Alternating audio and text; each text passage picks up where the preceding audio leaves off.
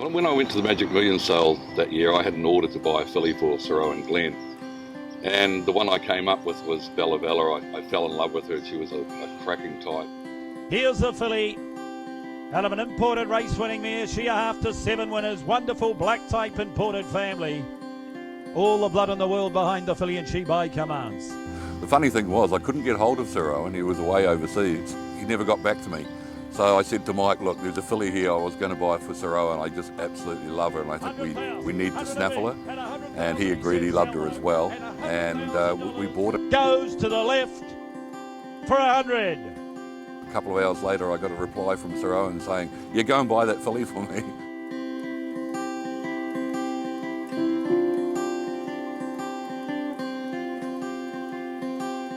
She was just a gorgeous type as a yearling. I just had balance, that's what I'd say, poise and a lot of quality about it.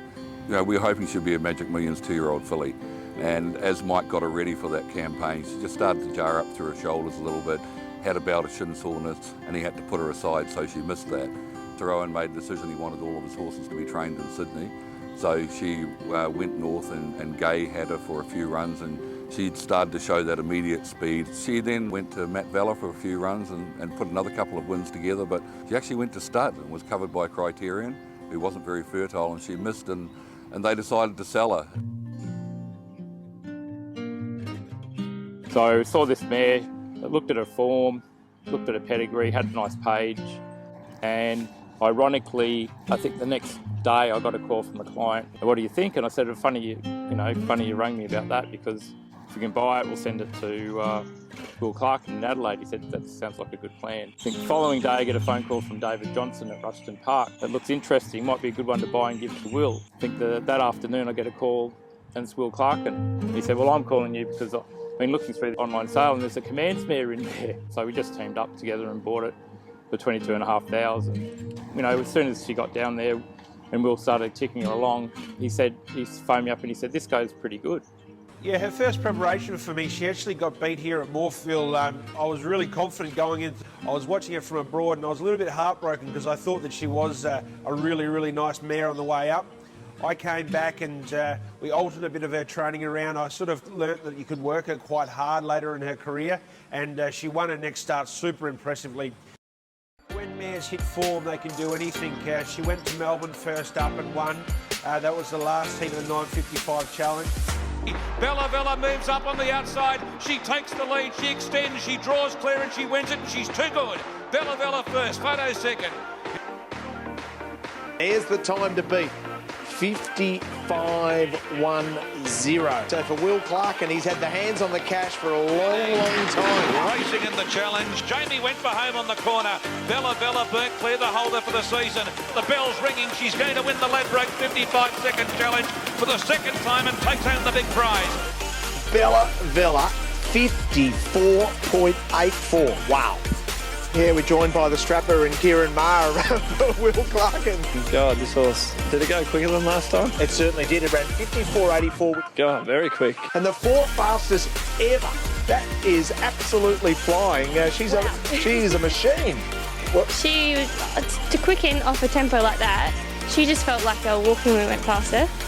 Like, that was just amazing.